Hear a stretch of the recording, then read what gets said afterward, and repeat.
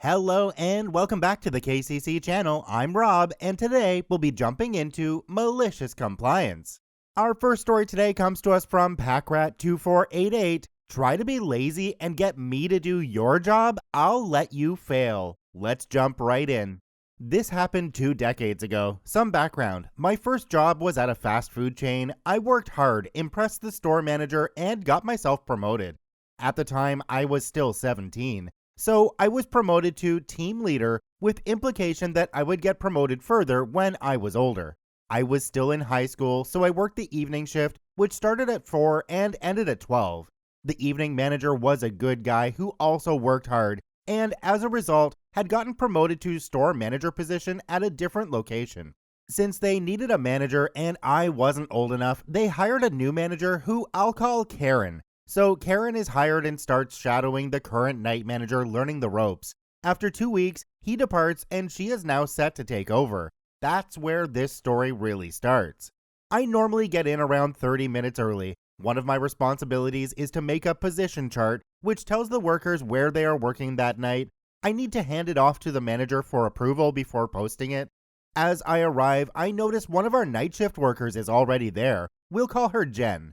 She is sitting in the lobby crying and being consoled by other employees. I always found her to be a bit manic, but she was a nice girl. She had a rough home life, so I didn't hold it against her. Come to find out, she had just had a large fight with her mother, which ended up with her getting kicked out. So she is effectively homeless. Good reason to be upset. I ask her if she needs the night off. She says no, she needs the money. I can't disagree and head off to get started. For the night shift, the night manager typically runs the drive-thru register after day shift leaves. There are a few reasons for this. First, this means that the manager has control of the drawer and money for the entire night. This eliminates the possibility of employees having short drawers. Second, this also puts the manager as the person interacting with the customers. I lived in a college town, so drunken guys drive through all the time and just want to chat up the pretty face behind the register. Third, it gives the manager the least amount of responsibilities as far as cleanup. So, given what I know now, I make up a position chart and place Karen on the register and Jen on a fryer where she can get help if she can't focus. I walked to the office to hand off the chart to night manager and was surprised that he wasn't there. He normally is in at least an hour before shift to make sure everything is ready. That's when I remembered this will be Karen's first night alone. I groan inwardly. This is going to be a trial by fire kind of night. The day manager is there, but no sign of Karen. It's now 10 minutes to shift, and even day manager is wondering what's up. I fill day manager in about Jen, show her the chart, and ask if it looks good. She agrees, and I said I'll post it for now, and Karen can sign it when she gets in. I had just finished posting the position chart when Karen shows up looking frazzled. She heads for the office without a word to anyone. Meanwhile, people start getting into position and ready for the shift. A few minutes later, Karen walks up, pulls my position chart, and replaces it with a new one. Again, she walks off without a word. According to the new position chart, Jen is working the drive-thru and Karen is working nothing. Her name isn't there. She has another employee working 2 positions and the whole shift working effectively 1 person short. WTF? I head to the office where Karen and day manager are talking and ask for some clarification. I explain there must be a mistake. No, that's right. But you're not in a position and worker is working 2 positions. Well, how am I supposed to be in charge if I'm in a position? Day shift and I just stare at her blankly. You need to be in a position. You are accounted for in the labor calculations. Well, I have 6 years of management experience and I have never needed to fill a position to get the job done. Things are going to change around here. We do things my way now. Now, she just spent the last 2 weeks shadowing a manager that walked her through every step of the job. She knows she should be in a position and why. This shouldn't even be a question. She just wants to spend the shift sitting in the office and everyone knows it. At this point, day shift manager and I are sharing horrified glances at each other. I tell Karen that she'll need to go get people moved around if that's what she wants, because it's her plan. She gives an exasperated sigh and heads that way.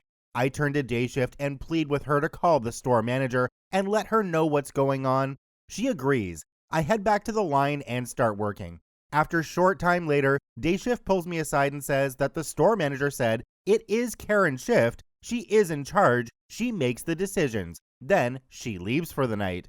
The shift proceeds to implode in a spectacular fashion. Less than an hour in, the employee working 2 positions is so far in the weeds that orders are taking 3 times as long to get out. The drive-thru is backed up, and the guys stuck at the window waiting are trying to flirt with Jen, who is having none of it and getting more annoyed by the minute. As the wait gets longer and longer, the people are becoming more and more irritated as they get to the window, and they are taking it out on Jen. Things are starting to get out of hand, and Karen is nowhere to be seen. I go to the office to let her know we need help and find her watching a portable TV. I start to tell her what's going on, and she cuts me off. She tells me to get back on the line, do my job, and stop bothering her. I was about to try and explain when I just thought, you know what, screw that. Cue malicious compliance. I turned, walked back to the line, and watched the situation unfold. 30 minutes later, a car at the window is giving Jen an earful about how long she has been waiting. She calls her worthless, and Jen goes off. She takes the large strawberry milkshake next to her, chucks it at the lady, and calls her a fat, ugly C. The lady and the inside of her car are covered in pink goo. Everything went so silent you could hear a pin drop. Then the lady starts screaming. Jen closes the window on her and walks calmly to the back. The lady peels around the front and comes in the front door, screaming for a manager. I go and knock on the office door. Karen appears looking pissed and annoyed. She tries to snap at me, but I tell her she has a customer at the front asking for the manager. Karen rolls her eyes and heads towards the front, oblivious to the crap storm that is waiting. I went and found Jen huddled in the back crying again. I tell her to get herself together and head back to the front when she is ready. I head to the line where the now purple-faced lady is screaming at Karen about dry cleaning and upholstery cleaning, and I want that girl fired. At this point, I can see that Karen has finally realized that things have gotten way out of control. She is trying to calm the lady down, but she is having none of it. Eventually, Jen comes back to the line and lady starts in on her again, calling her all kinds of nasty things. Karen just stood there and let the woman berate her. Jen just kinda deflated in front of us. Watching her crumble like that just broke something in me. I walked over to Jen and said, "Just quit. You're better than this job, and you can do better." She looked up at me for a moment, then smiled. She lifted her chin, walked to Karen, and said, "I quit," handed her name tag to her, and walked out. Karen started apologizing to the lady, who now seemed slightly mollified. Then Karen started bad-mouthing Jen to her, saying how she was a terrible employee and how we were all happy she was gone. That's when I decided I was better than that job too.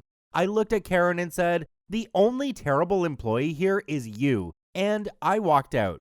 2 other employees walked out right behind me. We all met with Jen in the parking lot and went to an IHOP, where we sat and speculated on how Karen was getting along. Jen told me that was the first time in her life anyone had ever stood up for her. The next day, I got a call from the store manager asking for an explanation. Apparently, Karen had struggled the entire night with service. Afterwards, she had been there most of the night trying to clean and prep for day shift and had done a piss-poor job. The story she had given the store manager was that Jen and I had planned everything with the intent to set her up because we didn't like her and wanted to see her fail.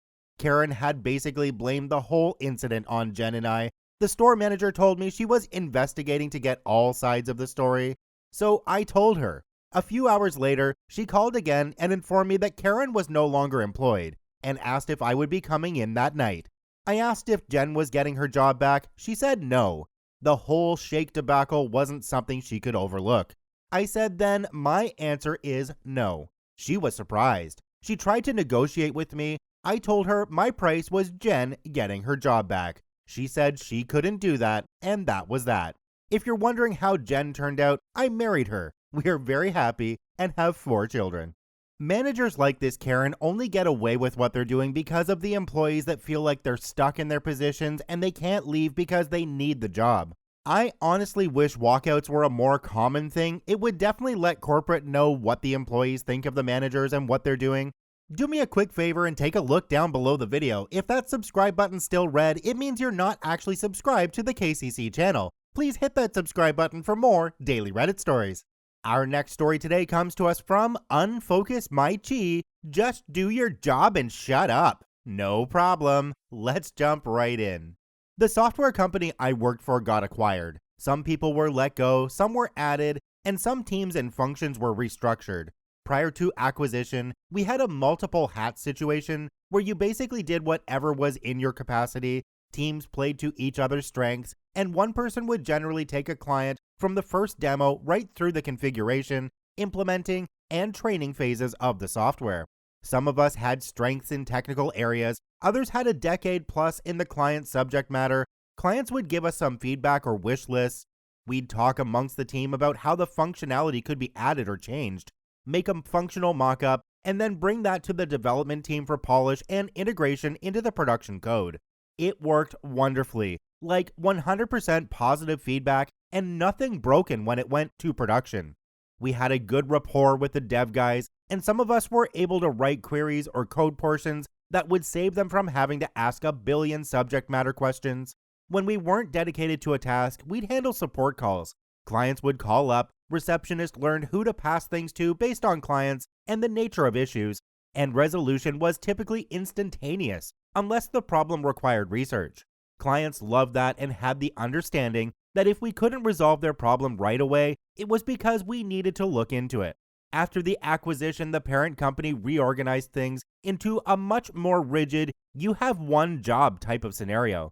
The trouble was, with the people they let go, I was the singular remaining source of a lot of the capacities we provided.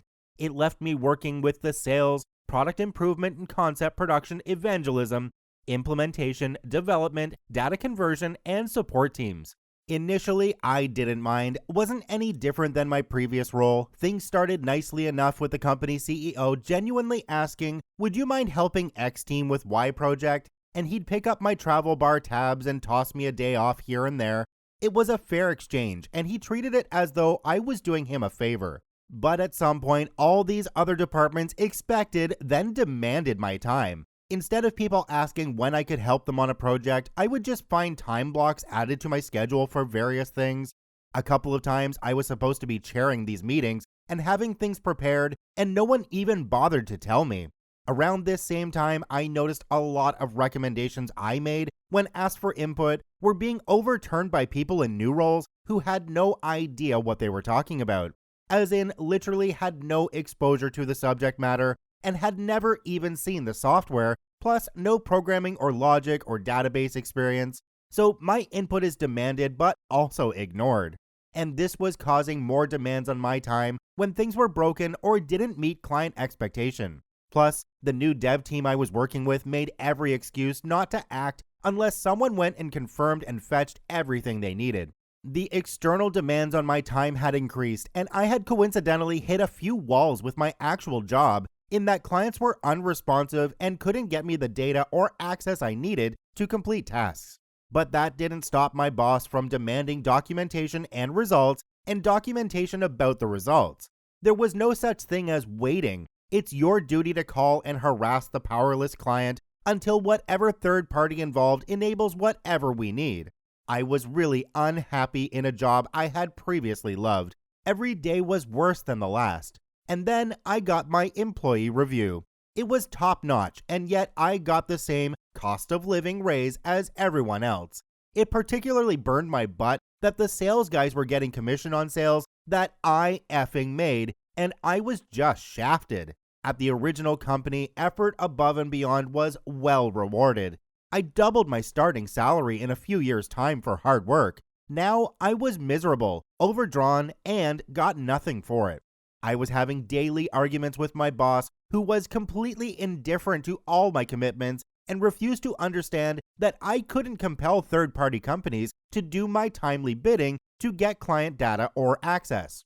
Out of nowhere, I get a call from the head of the data conversions department. He says a few of his people have noticed some high-level solutions to dev or data problems in the Teams chat come out of some random guy from implementations in no time.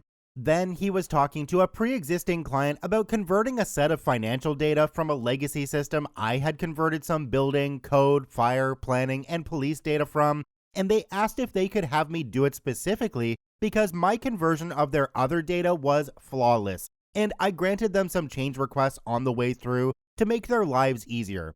Simple changes to record type names for easier identification, clip leading spaces or extra zeros so they could put reports in Excel, stuff like that. He said the client wouldn't stop effing gushing about me, and he was floored to hear that I had done the whole thing myself, where his team typically breaks the responsibilities between 5 or more people. He offered me a position on the spot, and I told him I was interested and I'd think about it. He told me I could start doing some part-time stuff with him a few hours a week if I wanted it that way. Then he told me he saw the BS I was dealing with and said he'd get the other departments off my effing plate. I liked him right away. My current boss then interrupted our call, seeing me talking to that guy on our in-house phone app, and demanded to know what I was wasting my time on. Then she proceeds to berate me about open orders and my lack of documentation about their lack of progress. You got time to BS with him, but you can't call a client? I tried to tell her for the millionth time about all the expectations from the other departments, the obligations they leave beyond their allotted timeframes, the inability I have to force other companies to do things for us no matter how many times I tell the client. She told me, I'm done with your excuses, just do your job and shut up. I called the conversions head right back and asked how soon I could transfer to his department full time. He said, effin' yesterday, man. This is such good news. I was just talking to assistant department manager and he about crapped his pants when I said, I think I got you part-time. Take the rest of the day off, have a beer to celebrate. I'll handle the transfer and we'll see you in the morning. And that was that. I did as my new boss commanded and had a beer to celebrate. A wave of relief came over me after months of tension. The following day, I told the vampire departments and my previous boss in no uncertain terms that I was done helping them. It went unacknowledged and they continued adding things to my calendar. So I deleted them, did my job, and shut up. Things got ugly. I'm not super talented or anything, but I was literally the only person they had for a lot of things, and things went to crap. Most of it requires institutional knowledge I had spent years acquiring, so they couldn't even hire someone to do the things. And rather than come ask me for help, people made demands and attacks, and I got flat out belligerent about it. In an email with the CEO CC'd, the support manager asked why I couldn't be bothered to help them anymore. I said, for the same reason you can't be bothered to clean the toilets or recable the building. Not my job. Previous boss told me to just do my job and shut up, take it up with her. The sales evangelist guys tried to go over my head and asked my new boss if I could do some of their demos. He said, sure, if you come over here and do some of his conversions. Numbers tanked for the departments I was previously involved with, support in particular. They went from a 2-hour average resolution time to 8 days. Sales for my product line went down from 85% success to less than 25%. CEO reported that sales dropped over 60% from 85%. Don't know the exact. Dev and product went from 100% customer satisfaction to 60%. Implementations has been completely unable to install certain components, which led to at least one contract cancellation and demand for a refund. And in true storybook fashion, my previous boss's boss, the one who gave me my previous employee review and who is a childhood friend of the CEO, told me privately that the CEO noticed all the departments OP stopped working for suddenly saw their worst numbers in company history. Weird. And asked, anything in particular that pushed the guy over the edge?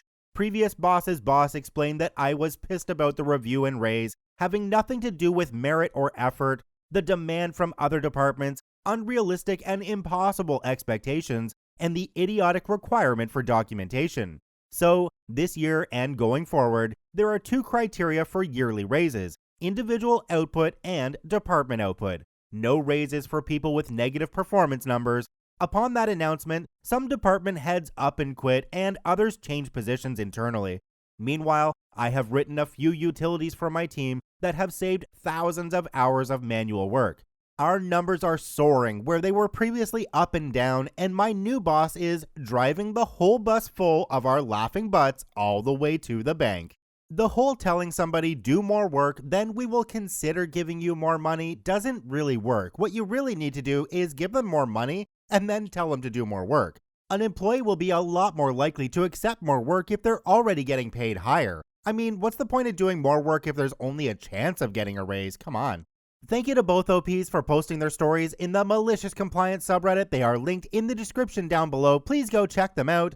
Check out one of these other videos, and if you haven't yet, please hit that subscribe button for more daily Reddit stories.